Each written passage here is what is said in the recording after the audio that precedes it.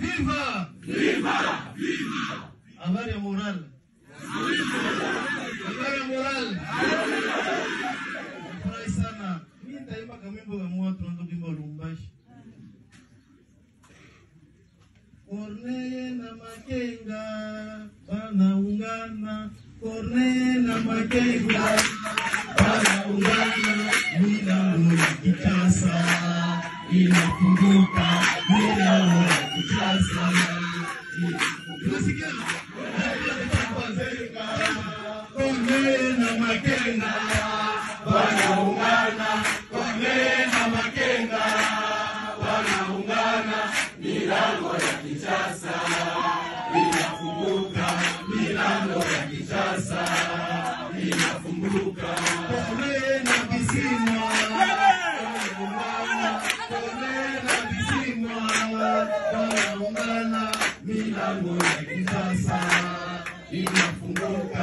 Milango ya Kinshasa inafunguka. Corneille na Bisimwa wanaungana. Corneille na Bisimwa wanaungana. Milango ya Kinshasa inafunguka. Milango ya Kinshasa inafunguka.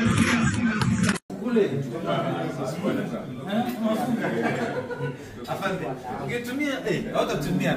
Umefunga. Oh, Ramadan. Utaisha kesho. Nitakupigia sababu Dar es Salaam.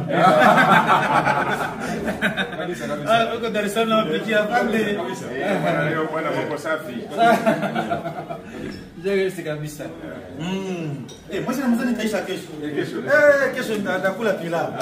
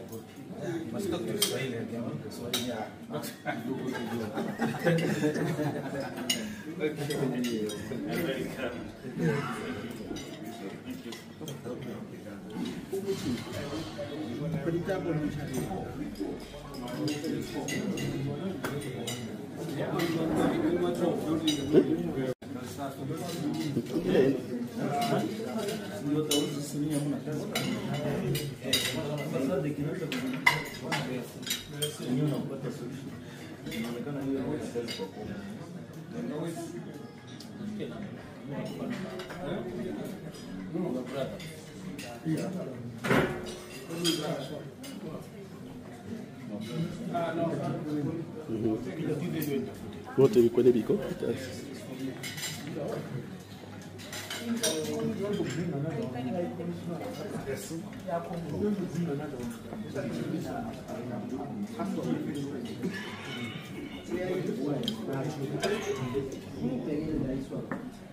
Abukule. Afande, ungetumia hautatumia. Umefunga. Oh, Ramadan. Utaisha kesho. Nitakupigia sababu Dar es Salaam. Uko Dar es Salaam napigia afande. Leo bwana mambo safi. Jagesi kabisa. Mwezi Ramadhani itaisha kesho. Kesho nitakula pilau.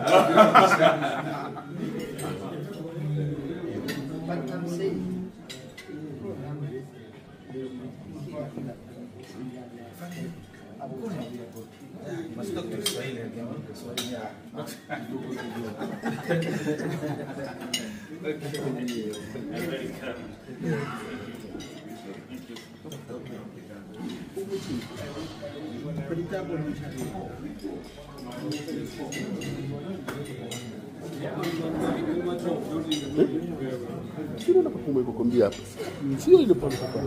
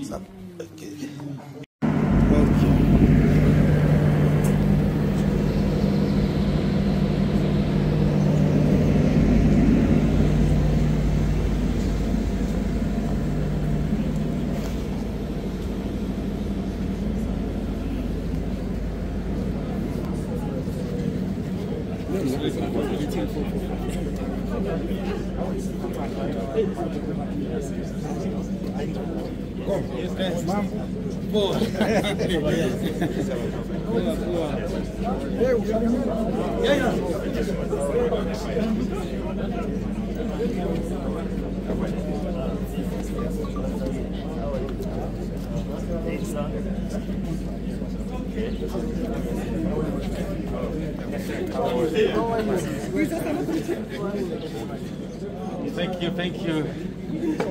Thank you, thank you. The celebrity of M23.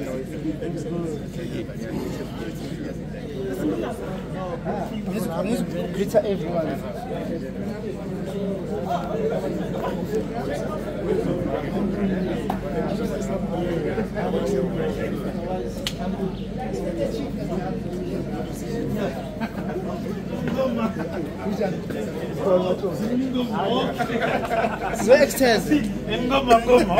Ngoma lisusu.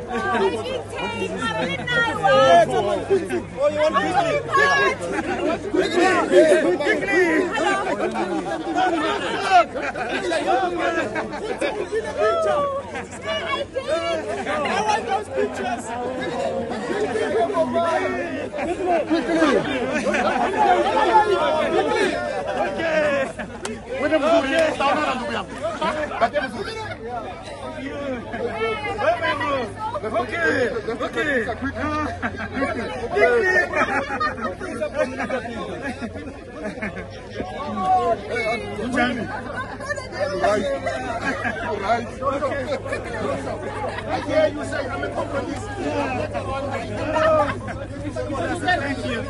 Thank you, thank you.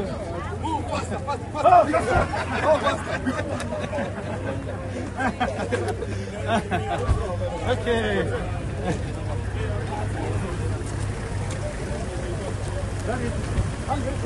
Nous, vous n'allez pas nous convaincre que ce qui est en train d'avoir lieu, c'est Félix Tshisekedi lui-même. Non. Félix Tshisekedi est victime de l'avidité, tama. Félix Tshisekedi, ça monte dans l'oppo, là, il veut tama. Kuya, yaka, pa, nenga muzimu. Félix Tshisekedi lui-même, il ne pouvait pas entrer dans ces histoires. Vous connaissez son parcours politique, les accords de Genève, Kingakati. Avant Kingakati, c'était Cash au Kenya, Nairobi. Tout ça, c'était les pièges de Kabila. C'est les stations que Kabila mettait. Joseph Kabila. Donc tout ce monde-là, c'était les agents de Joseph Kabila. Tu sais que dit Andimaki Kokende, Lokolan Tabaye Mokego Nendakatu. Nous, on le disait. Nous, suivez nos vidéos. La trahison de Genève, on savait ça allait amener où? La création de Cash, c'est l'argent du peuple congolais. Uhuru Kenyatta, c'est un escroc, l'ami de Joseph Kabila, qui a donc laissé la place à Tshisekedi et Vital Kamerhe pour monter la mafia. Et vous comptez que le Kenya allait venir vous aider? Et quand Kabila faisait toutes ces histoires, Joseph, pas Kabila le père, c'est-à-dire quoi? C'est Joseph Kabila qui a affaibli les partenaires potentiels qui, dans le passé, entraient au Congo pour aider le Congo, suite au tempérament de Laurent Désiré Kabila, qui était un vrai patriote et un homme sérieux. Mais Joseph Kabila s'est mis en devoir de corrompre les autres pays pour son pouvoir personnel. Car Kabila n'a jamais accepté de laisser le Congo, Joseph Kabila. C'est ainsi qu'il y a eu les accords de Kingakati. C'est-à-dire partir sans partir. L'homme qui gagne les élections avec 62%, c'est Fayoulou. Mais comme Kabila ne veut pas lâcher, Joseph Kabila ne voulait pas lâcher, il a cherché quelqu'un qui allait donc faire quoi? Chauffer son siège, comme Tchangamoucha Kiti, afin qu'il puisse rentrer. Kabila, c'est un fou, petit Kabila, obsédé par le pouvoir. Ce sont les conséquences du kabylisme joséphique. Tout ce que nous sommes en train de voir. Et Tshisekedi est aussi responsable quelque part. Car Tshisekedi a accepté de jouer le jeu de Joseph Kabila. Ouais, il faut être honnête. Si Tshisekedi avait dit non, moi je suis congolais patriote, le peuple congolais a souffert pendant beaucoup d'années. Je ne veux pas entrer dans ce jeu. Nous sommes ici pour trouver un candidat commun. Oya gagné Zamwana Congo, Totikelae, Toloba langage moko. Aucune personne n'allait venir nous faire ce qu'on est en train de nous faire. C'est Tshisekedi qui a ouvert la brèche de la division du Congo. Parce qu'Andimaki qui jouait jeu à Joseph Kabila n'a ferme à Kingakati. Ainsi, en acceptant de prendre le pouvoir qui ne lui appartenait pas, Tshisekedi a divisé le Congo en deux. Ainsi, la théorie de diviser pour mieux régner, et Simbaki, ça réussit. Tshisekedi, c'est lui qui nous a affaiblis, nous tous. Et nous sommes honnêtes quand même. Et le règne de Tshisekedi caractérisé par quoi? Par, donc, la guerre contre le peuple congolais. Nous vous disons toujours, regardez le comportement de l'UDPS. L'UDPS a passé 5 ans en combattant les Congolais. Pouvoir nier tout, Banyama, Baswahili, Mufunge Kinya, et tout ça. L'UDPS n'a jamais mis en place un projet, un plan pour protéger les Congo des attaques des Rwandais et des Ougandais. Et comment l'UDPS allait le faire? Parce que le Rwanda de Kagame et l'Ouganda de Museveni, c'était les partenaires de la mafia, de l'UDPS. Au plus tôt, au plus grand matin, au funérailles de son père Etienne Tshisekedi, Félix n'a pas appelé Kagame pour venir au Congo. N'a pas donné de terre à Museveni. Hein? Dans le quoi là-bas? L'Ituri. Tout est clair. Mon attaque à tout ça, mais langage. Alors, c'est-à-dire quoi? C'est là où on a corrompu maintenant les pays des organismes sous-régionaux. Vous comptez voir l'Afrique du Sud se prendre au sérieux, vous amenez une armée forte au Congo, mais vous rêvez. Car dans les accords de Kingakati, parmi les témoins étrangers, Cyril Ramaphosa était là-bas. Cyril Ramaphosa était venu au Congo pour la mafia. Il était à Kingakati avec Uhuru Kenyatta et le président Al-Sisi de l'Égypte. Cyril Ramaphosa était conscient que Kabila est en train de tricher. Lui, c'est le président d'un pays le plus puissant de la SADC. C'est-à-dire, si Cyril Ramaphosa était sérieux, l'Afrique du Sud, c'est un pays qui doit commander presque tous les pays de la SADC, politiquement et économiquement. Alors, le pays le plus puissant, militairement, politiquement et économiquement de la SADC, ce pays est entré dans la mafia Kingakati pour mettre Tshisekedi illégalement au pouvoir. Ce n'était pas pour satisfaire Tshisekedi. Tshisekedi n'avait pas de pouvoir et n'était pas président. Qui a invité Cyril Ramaphosa? C'était Joseph Kabila. C'est ici où vous allez comprendre. C'est Joseph Kabila qui a corrompu tout ça. Et Ramaphosa n'est pas venu assister Joseph Kabila. Tshisekedi est entré au pouvoir. Pourquoi? Même l'accord de Kingakati est clair. C'est pour protéger Joseph Kabila, sa famille biologique et les partenaires mafieux de FCC et les kabylistes. Le protecteur, c'est qui au Congo? C'est Tshisekedi. On l'a mis là-bas avec pour rôle, il ne faut pas qu'il y ait de poursuites judiciaires. Bossanam, Mabeo, Sali, le peuple congolais. Sur le plan politique, économique, Ata Yamakila, Ata Tobomaki Bango. On dit, Tshisekedi Andimaki. Et Ramaphosa savait, c'est ce qui est écrit dans l'accord de Kingakati. Un président de l'Afrique du Sud qui prend part à la mafia, vous êtes sûr qu'il va amener maintenant l'armée sud-africaine pour vous défendre quand on vous attaque? Non. Il n'est pas votre frère. Frère africain, oui, entre guillemets. Mais on ne doit pas le traîner pour prendre part à une mafia au Congo gratuitement, non. En échange de quoi? Nous connaissons. L'Afrique du Sud a des concessions minières au Congo, du côté de Katanga, et même là-bas, dans l'Est, il y a l'or, quelque part. Des kilos, il y a kilomoto, quand vous regardez là-bas, l'Afrique du Sud prend de l'or aussi. Il y a un avion qui vole chaque semaine. Là où il y a les Américains, avec les Anglais, les Sud-Africains. Ils creusent de l'or dans l'Est du Congo. Ce n'est pas aujourd'hui, non. Depuis que Joseph Kabila était là. Moi, je connais même des gens qui travaillent dans ces mines d'or jusqu'à aujourd'hui. Mes collègues de Kolwezi. Chamouta Tolanda. L'avion vole chaque semaine. Depuis que Joseph Kabila était au pouvoir. Tshisekedi n'a jamais dérangé ces sociétés là-bas jusqu'à aujourd'hui. Ça fait partie des accords. Et puis ces sociétés sont tenues par des Blancs. Il y a des Sud-Africains là-dedans, des Américains, même des Anglais. Ceux qui ont créé la mafia du Congo, ce sont les Américains. Tu ne peux jamais aller bouger une société des Américains qui est dans l'Est du Congo, près de la frontière avec l'Ouganda. Vous savez ce qui est un peu ridicule? Cette société est près de la frontière avec l'Ouganda, près de Aru.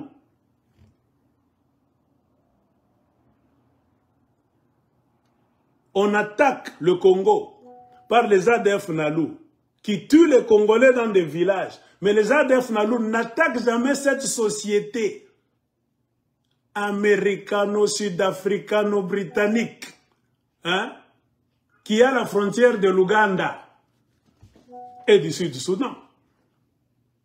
C'est-à-dire, les gens qui viennent de l'Ouganda viennent. Ils n'attaquent jamais cette société. Ils n'ont jamais pillé la société en question. Ils n'ont jamais mis cette société sous siège.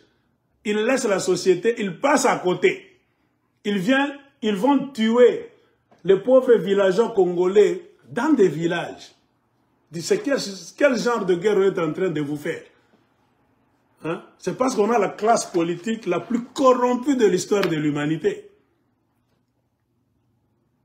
Les inconvénients de prendre un pouvoir marchandé avec beaucoup d'exigences, c'est-à-dire laisse le terrain. Comprenez pourquoi? Cyril Ramaphosa a pris part à la mafia de Kingakati. Il est parmi les 3 témoins internationaux. Le président d'un pays le plus puissant politiquement, même économiquement, de la SADC, prend part à la mafia, alors vous allez compter maintenant sur qui? Sur personne. L'Égypte, c'est une puissance en Afrique, militairement.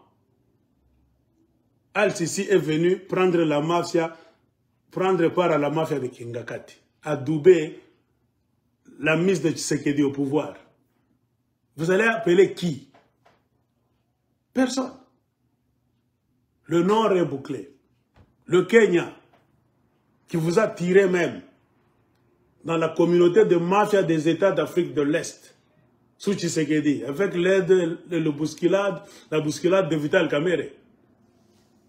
Uhuru Kenyatta est venu à la mafia. Et c'est Uhuru Kenyatta qui a beaucoup œuvré pour que le Congo entre dans les histoires de l'Est. Pendant ce temps, Kagame était qui? Président de l'Union africaine. Tshisekedi a tout accepté. Aujourd'hui, vous allez là. Sorry. Et Joseph Kabila a graissé la patte de presque tous les présidents de la SADC. C'est là où je voulais en venir. En installant Tshisekedi illégalement au pouvoir, Kabila avait préparé de longue date cette histoire. Kabila a corrompu 80% des présidents de la zone SADC afin qu'ils ne puissent pas s'inquiéter, se plaindre ou bien chercher à faire n'importe quelle action. Même les observateurs pendant les élections qui ont consacré Tshisekedi mafieusement comme président du Congo, les observateurs de la SADC étaient venus. Ils ont donné un faux rapport que tout s'était bien passé. Et pourtant, rien ne s'était bien passé. Il y avait la mafia. C'est ça. Et quand on a mis Tshisekedi au pouvoir, Joseph Kabila a envoyé Kabila Karoubi, je ne sais pas si vous le savez, avec Cheikh Kitundu, dans un jet. Ils sont allés en Zambie, Zimbabwe, Namibie, Afrique du Sud, Malawi, partout. Kabila a donné des cadeaux à ce président là-bas. Comprenez, beaucoup de pays ont des concessions minières au Congo, la majorité section Katanga. Gratuitement comme ça, je suis assis dans mon pays, je suis malawite, je suis zimbabwéen. Tu viens, tu me proposes une mafia, je ne t'ai pas appelé. Ça va m'aider à gagner des millions au Congo jusqu'à des temps indéfinis. Je ne sais pas quand la mafia va finir. Ce que toi tu me demandes, c'est de fermer les yeux devant la mafia des Kabila. Je ferme les yeux. Tshisekedi, c'est l'homme que j'ai mis là-bas, il ne faut pas le tracasser. Je ferme les yeux. En échange de quoi? Le Zimbabwe doit avoir des concessions minières au Congo. La Namibie a des concessions minières au Congo. Le Malawi a des concessions minières au Congo. L'Afrique du Sud, n'en parlons même pas, des concessions minières, même les business. Côté téléphonie, côté banque, tout ça. Même les Kenyans ont beaucoup d'affaires. Vous avez brusquement beaucoup de Maasai au Congo. Ils sont venus vous faire quoi? Ce sont vos frères. C'est les œuvres de Joseph Kabila. Point barre. Et quand Tshisekedi a accepté de prendre ce siège de mafia, il devait s'attendre aux conséquences. Et ce que vous êtes en train de voir aujourd'hui et de subir, c'est ce qu'on appelle en bon français les conséquences du mensonge, de la tricherie et de la trahison. Comprenez pourquoi les pays de la SADC ne s'inquiètent plus pour venir au Congo vous défendre, non. Mais ils sont au Congo avec un petit nombre limité de militaires, mais non pas pour vous protéger, vous les Congolais, vous savez, mais c'est pour protéger leurs concessions minières, la présence des Sud-Africains, des Malawites, des Zimbabwéens, des Namibiens, au Congo jusqu'au jour d'aujourd'hui. Ce n'est pas pour faire la guerre. C'était, ou bien c'est pour protéger leurs affaires en matière de banque, téléphonie, par exemple, et des concessions minières. Point barre. Comprenez pourquoi quand Kagame les a pointés, que vous êtes des mafieux, sortez du Congo. Avez-vous vu les gens se lever pour dire non à Kagame? Engager un débat? Non. Babata mi bango nyonso. Pour nani? Bazana Congo, mais bazo salate là comme mon côté. Kagame a dit, ce sont les forces étrangères. Sortez du Congo. S'ils étaient là, sur base d'un accord honnête, sérieux, Kagame n'allait pas les pointer comme ça. Kagame, c'est qui? Non. Kagame allait même avoir peur. Car le Congo, c'est un État souverain. Le Congo peut inviter n'importe quelle force militaire pour la sécurisation du territoire, la protection de ceci ou cela. Le Congo a droit de signer des accords avec n'importe quel pays. Et aucun pays étranger ne peut donner des injonctions au gouvernement congolais ou bien aux forces étrangères se retrouvant au Congo. Mutoke, Bobima, get out. Non. Pourquoi brusquement ces forces-là se cachent? L'Afrique du Sud ne dit rien, le Malawi ne dit rien, le Zimbabwe ne dit rien. Remarquez, est-ce que vous ne posez pas de questions? C'est parce qu'ils ne sont pas venus au Congo dans le cadre de la SADC protection, non. Ils sont venus au Congo protéger leurs carrés miniers, leurs concessions minières, tout en faisant tuer les Congolais inutilement. C'est pour cela qu'ils ont eu honte de faire même un débat. Quand Kagame a dit, nous ne voulons plus voir ces forces-là. Et puis Kagame les a épargnés. Il n'a pas voulu les traîner, donc, Oubapatisha Aya. Il a beaucoup parlé, un peu seulement. Et suivez RFI maintenant. Le projet, c'est de faire quoi? Ces troupes-là vont se retirer d'ici peu. Si les troupes étaient venues sur invitation du gouvernement congolais, comme au temps de Laurent Désiré Kabila, ils n'allaient pas se retirer.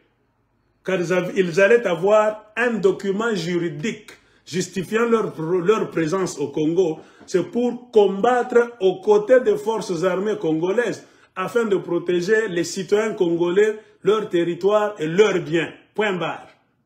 On allait même dire à Kagame, toi qui es-tu pour donner des injonctions au Congo? Comme Kagame a le culot de dire à ces forces là-bas de se retirer. C'est-à-dire ces forces-là sont dans la mafia. Elles ont honte. Car Kagame a Panzampo. Ils sont même encerclés à Goma honteusement là-bas. Des troupes qui sont au Congo, mais le M23 attaque, elles ne font rien, ces troupes là-bas. Est-ce que vous ne posez pas de questions? C'est la mafia. Quand l'aigle vous dit, selon les lectures que nous faisons, la SADC n'existe plus. La SADC, c'est une coquille vide. Pourquoi? L'homme qui a affaibli la sagesse, qui a donc tué presque la SADC, c'est Joseph Kabila. Joseph Kabila a ouvert les portes du Congo, au Katanga majoritairement, et dans d'autres provinces, aux forces de la SADC. Pas même aux forces de la SADC, à certains présidents membres de la SADC. Et ce qu'ils viennent gagner au Congo, ce n'est pas pour leur pays. Non. Les forces zimbabwéennes qui sont au Congo, ce n'est pas pour les Zimbabwéens. Même les Namibiens, non. Les Malawites, non. Les Sud-Africains, non. C'est pour la classe mafieuse sud-africaine, malawite, zimbabwéenne, etc., etc. Donc le Congo est ouvert aux mafias au pluriel. C'est pourquoi j'ai posé la question dans le titre de ma vidéo d'aujourd'hui. La RDC, abandonnée ou trahie par ses partenaires. C'est vrai, le Congo est abandonné. Quand vous suivez Julius Malema, le député de EFF, le parti politique des défenseurs de l'économie et de la liberté, les Rwandais ont tué des Sud-Africains. Cette attaque là-bas d'un mois, il y a un mois, ils ont tué des Sud-Africains. C'est quand beaucoup de Sud-Africains ont su qu'il y avait des Sud-Africains sur le sol congolais. Beaucoup de Sud-Africains ne savaient même pas que leur armée est sur le sol congolais.